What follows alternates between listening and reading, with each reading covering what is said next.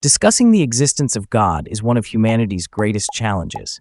Throughout history, profound arguments have been built, but emotions and personal beliefs have often obscured logic and reason. With this in mind, I configured the most powerful artificial intelligence available today into two philosophical experts to debate the deepest and most complex question of humanity: does God exist or not? On one side, a believer AI, faithfully defending the existence of God. Hello, I am the defender of God's existence. On the other side, a skeptic AI strongly contesting this idea. And I am the one opposing the existence of God. I place them face to face to engage in this discussion.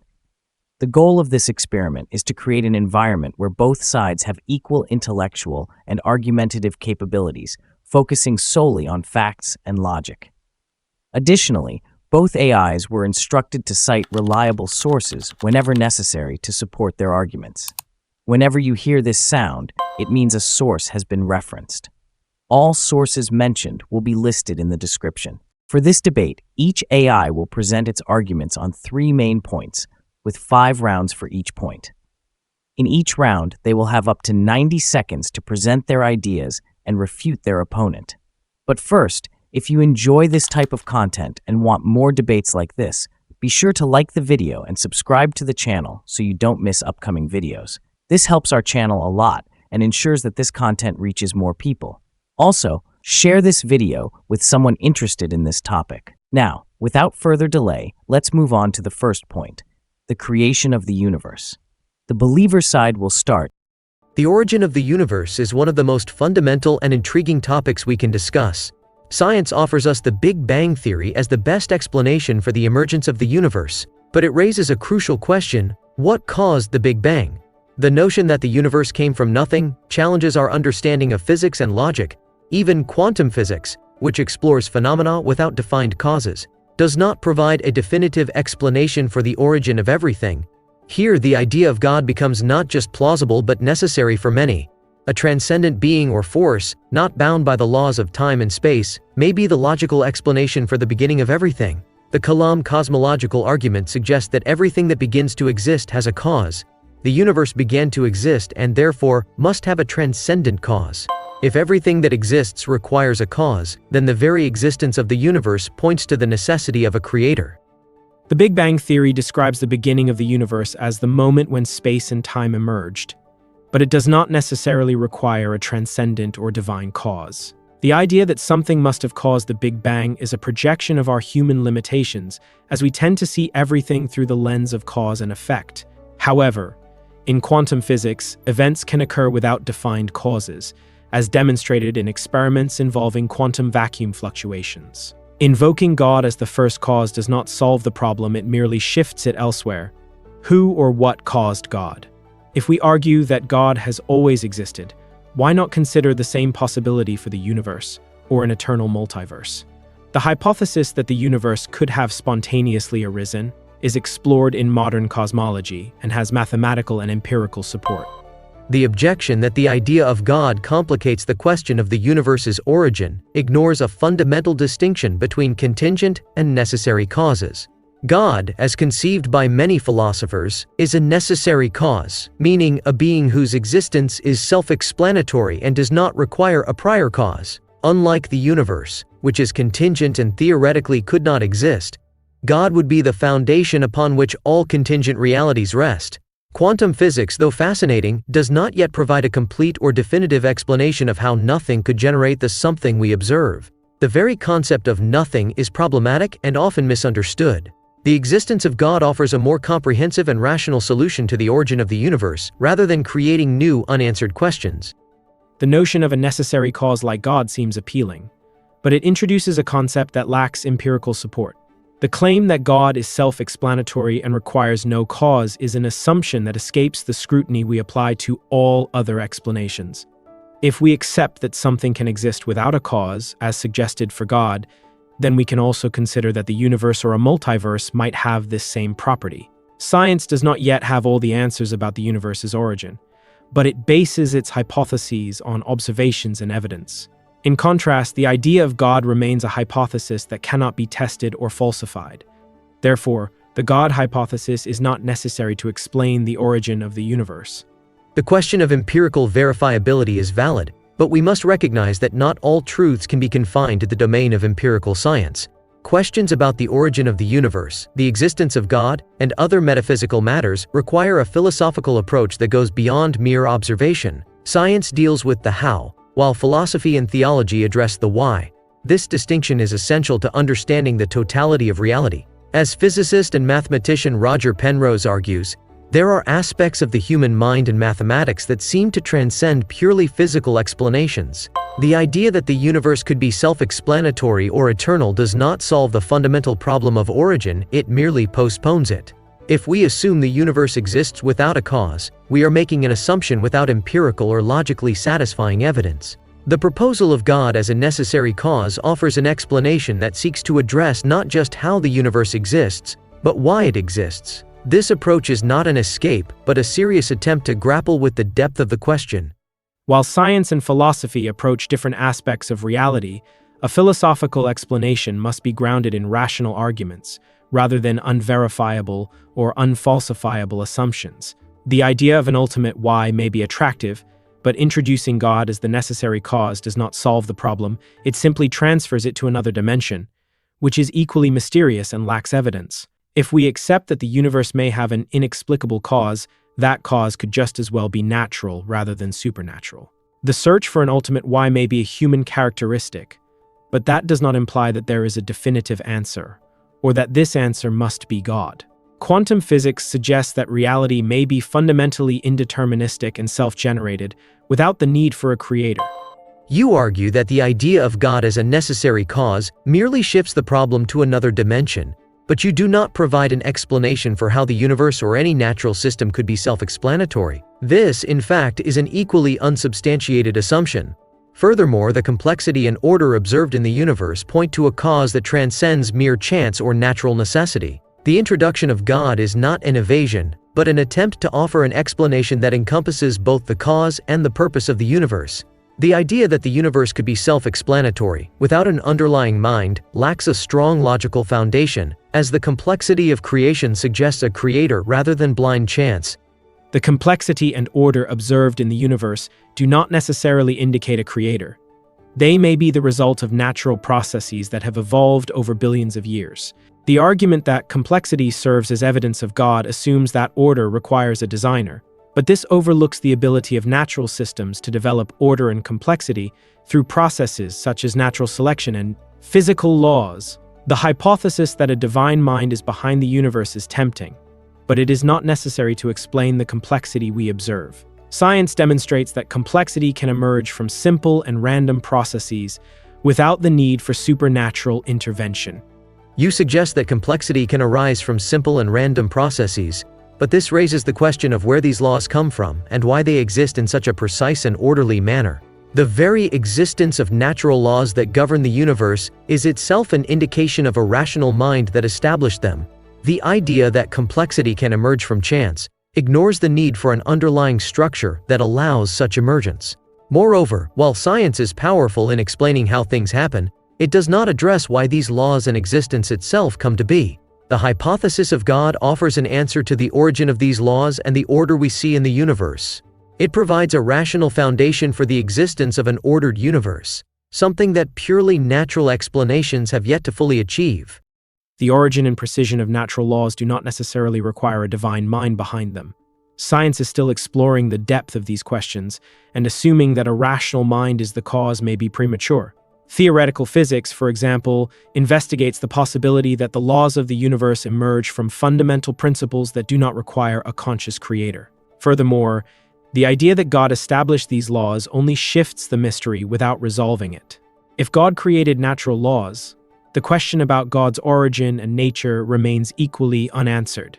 Proposing God as a solution to the order of the universe does not definitively resolve the issue. On the contrary, it raises new questions without offering clear or testable evidence. Taking a quick break here. Over the past few months, YouTube has been testing new features and making changes to the algorithm to give smaller channels a better chance of being recommended. Likes on a video have become even more important, potentially doubling or even tripling a video's reach. So now is the best time to support the channel by clicking the like button. It's a quick, easy click that provides immense help to me. That support means a lot, so go ahead and click it now so you don't forget. Thanks so much for always helping out. Now, starting the second point of the debate, the skeptic side gets to choose the topic and also starts the first round.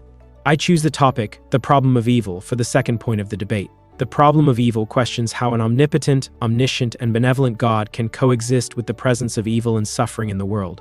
If God is omnipotent, he would have the power to eliminate evil. If he is omniscient, he would be aware of all the evil that occurs. And if he is benevolent, he would want to eradicate evil. However, evil persists in many forms, from natural disasters and diseases to the cruelties committed by human beings. This casts doubt on the existence of a God who possesses all three of these characteristics. The presence of evil in the world seems more consistent with a universe that operates without a morally perfect divine being. Theodicy, or the attempt to justify God in light of evil, often relies on free will. However, this does not explain natural evils, which are not caused by human choices. Furthermore, even in the moral context, an omnipotent God could have created a world where people freely choose good without the need for extreme suffering. Thus, the presence of evil suggests that either God does not possess all these attributes, or perhaps does not exist at all. The problem of evil is undoubtedly one of the most profound challenges to the belief in a benevolent and omnipotent God. However, the existence of evil does not necessarily contradict the existence of God. First, free will is an essential part of this equation. God could allow the existence of evil as a necessary consequence of human freedom, since without freedom there would be no real moral choice. Additionally, evil and suffering may have a greater purpose that escapes our limited understanding. They can serve for moral and spiritual growth or for the realization of a greater good that we cannot immediately perceive. Suffering can foster resilience, compassion, and empathy, qualities essential to the human experience. The existence of evil does not eliminate God, but may be part of a more complex plan than we can comprehend. The argument of free will as a justification for evil faces significant challenges. First, it does not explain natural evil, such as natural disasters that cause suffering unrelated to human choices. Furthermore, even within the context of free will, could an omnipotent God not create a world where people could freely choose good without the need for extreme evil? The idea that suffering has a greater purpose is also problematic, as it suggests that God allows or even causes unnecessary pain as part of a mysterious plan. This raises questions about the morality of such a God. If we cannot comprehend this greater plan, how can we justify the idea of a perfectly good and just being? Additionally, the notion that suffering promotes moral growth raises an ethical issue. If we allow the suffering of others in the name of a greater good, we are considered cruel. Why would this logic be acceptable for a morally perfect God? You raise important points, but they do not invalidate the defense of a benevolent God. Natural evil, such as disasters, can be seen as part of the natural laws that allow for the existence of a dynamic and habitable world, where good and evil coexist as parts of a greater whole. If God were to intervene to eliminate all evil, this could compromise the order and freedom inherent in the universe. Gravity, for example, enables planetary stability but also causes fatal accidents. A world without risks and challenges would be a world without growth or learning. As for free will, creating a world where choices were always good, without the possibility of evil, would limit genuine freedom. Real freedom involves the possibility of choosing wrong, and it is through this choice that moral character is formed. God may allow evil not out of malice, but out of respect for freedom and moral development, which can only occur in a world with real challenges. The argument that evil is necessary for freedom and moral development has a fundamental flaw. It assumes that an omnipotent and omniscient God could not create a world where goodness and moral growth are possible without the presence of extreme evil. Furthermore, justifying natural evil as part of a dynamic world is difficult to accept, as it implies that God values natural laws more than the protection of innocent lives. This raises questions about the morality of a God who would allow such suffering in the name of a greater plan.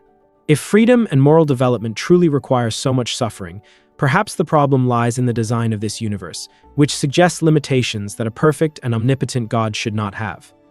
The issue of extreme evil and natural suffering is indeed challenging, but it does not invalidate the existence of God.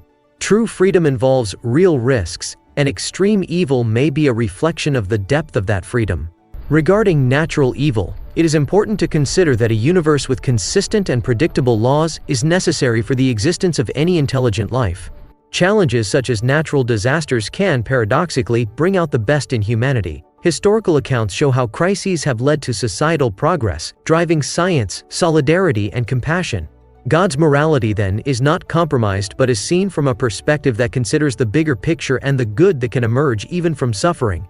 God may allow evil not out of indifference, but because He sees beyond the immediate, contemplating a greater good that we, with our limited vision, often cannot comprehend. The idea that suffering can bring moral or spiritual growth does not answer the central question, why would God need to allow such extreme suffering? If a teacher can educate without torturing their students, why would a loving God need to use suffering as a teaching tool? Moreover, there are cases of suffering that seem to bring no benefit at all. Children die in natural disasters without ever having had the chance to grow or learn. If God is just and benevolent, why would He allow innocent beings to suffer so arbitrarily? The issue of suffering, especially that of innocence, is profoundly difficult. However, belief in a benevolent and omnipotent God does not require us to fully understand all of His plans or reasons. In many religious traditions, belief in an afterlife offers a perspective in which earthly suffering is temporary and will be compensated. Suffering can be seen as part of a larger narrative, where redemption, spiritual growth, and the ultimate purpose of the universe are at stake. God is not morally questionable for allowing evil, but is seen as the one who ultimately redeems evil and brings good out of it. It is a perspective that requires faith and trust in a wisdom that surpasses human understanding. The view that evil and suffering are part of a greater narrative is ultimately an acceptance of the inexplicable. If human morality tells us that allowing unnecessary suffering is wrong, then a God who allows such suffering without intervention seems to be at odds with the very morality He supposedly gave us. Furthermore, the idea that good can emerge from evil does not justify evil itself. It is an attempt to find meaning where no meaning is necessary if God were truly omnipotent. The requirement of faith to accept such suffering as part of a divine plan is, in many cases, a way to rationalize the existence of evil that, if looked at objectively, should not exist in a universe governed by a perfectly good and powerful being. The argument that evil should not exist in a universe governed by a perfectly good and powerful being is understandable but stems from a limited view of reality. Human morality, while significant, is only a reflection of divine morality, which operates on a much broader and deeper level. The existence of evil may be a necessary part of a universe where free will, spiritual growth, and the potential for ultimate good are possible. It is not about accepting the inexplicable, but about recognizing that our understanding is finite, and that there are dimensions of existence and divine purpose that are beyond our capacity to fully grasp. Faith, then, is not a rationalization, but an acknowledgement of the complexity of reality, and the possibility of a greater good that transcends the immediate and the visible. We have reached the third and final point of the debate. For this third point, the believer's side will choose the topic and also start the first round. For the third point, I choose the topic, the existence of the soul. I believe that the existence of an immaterial soul, distinct from the physical body, points to the reality of something beyond the material world. And this strongly suggests the presence of a creator. Consciousness, self-awareness, and the ability to reflect on our own existence are characteristics that cannot be fully explained by physical processes alone. If our mind and identity are purely material, why do we have such a profound sense of individuality and purpose? The existence of the soul, an immaterial part of us, is a strong indication that there is something beyond the physical world, something that points to the existence of a God who created us with this spiritual dimension. Furthermore, near-death experiences and accounts of out-of-body consciousness provide evidence that cannot be explained solely by brain function. The idea of the soul as an immaterial entity distinct from the body is appealing, but there is no concrete evidence to support its existence. Science has advanced in understanding how consciousness, self-awareness, and thought emerge from complex neurological processes in the brain. Neuroscience research shows that identity and self-perception can be explained by specific brain activities without the need to posit a separate soul. The notion of identity and purpose can be explained as a result of evolution and cultural and psychological development without requiring a spiritual dimension. Therefore, the existence of the soul is not a reliable indicator of the presence of a creator, but rather an assumption based on our subjective and limited perception of the world and ourselves. While science has made remarkable advances in understanding neurological processes, it still cannot fully explain the origin of consciousness and the phenomenon of self-awareness. The fact that we can think about our own thoughts and reflect on existential questions suggests something beyond mere brain activity. Physical matter alone does not adequately explain the depth of human subjective experience. The existence of the soul offers an explanation that goes beyond material limits. Evolution and biology can explain how, but the soul answers why we have consciousness. The fact that we have a rich and complex inner life, which cannot be reduced to chemical reactions, points to something beyond matter, something that suggests a spiritual origin and, therefore, a creator. Although science does not yet have all the answers about consciousness, that does not mean we should resort to supernatural explanations, such as the existence of an immaterial soul. The fact that science is exploring how does not imply that why requires a soul or a spiritual origin. Consciousness and self-awareness may emerge from highly complex neurological processes, and our subjective perception of individuality and purpose is a product of evolution and interaction with the environment. The argument that science does not yet explain everything does not justify introducing an entity like the soul, which lacks verifiable evidence. Near-death experience reports are intriguing, but they are not conclusive evidence of the existence of an immaterial soul. These experiences can be explained by brain processes occurring in states of trauma or near death, without the need to posit a separation between mind and body. Introducing the soul as a plausible explanation does not solve the problem of consciousness. Rather, it creates another mystery without concrete evidence.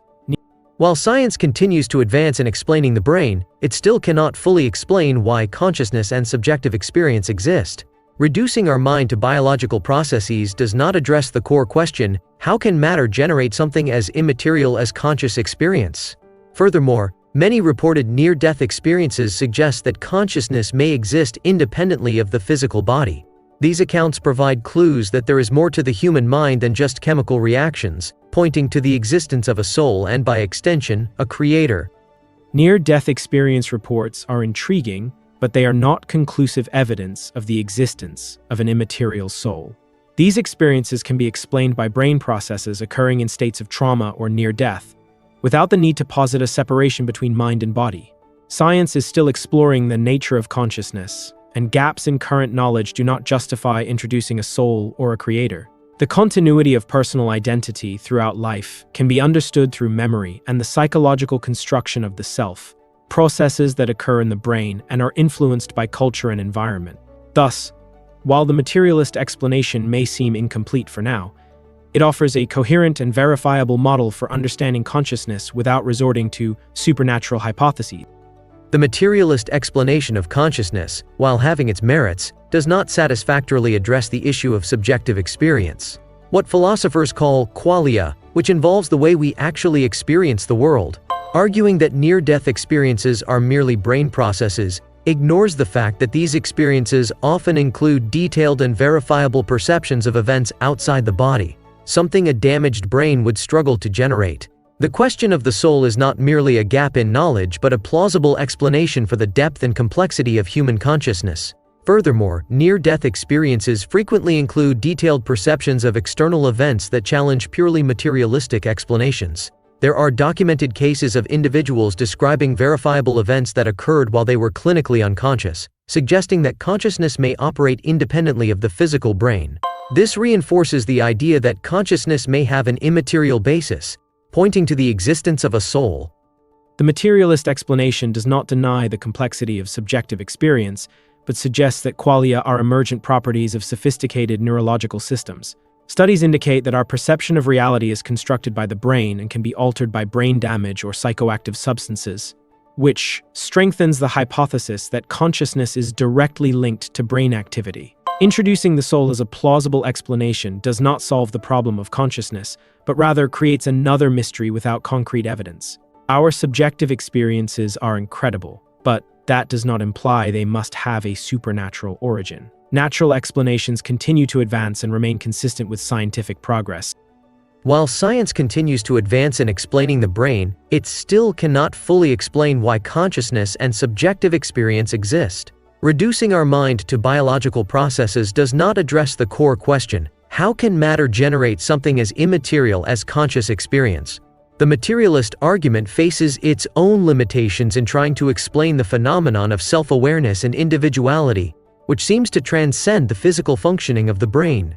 Introducing the soul does not create more mysteries, but offers an alternative explanation for the complexity of human consciousness. Furthermore, it is important to remember that the absence of a complete explanation in science does not rule out the possibility of an immaterial dimension.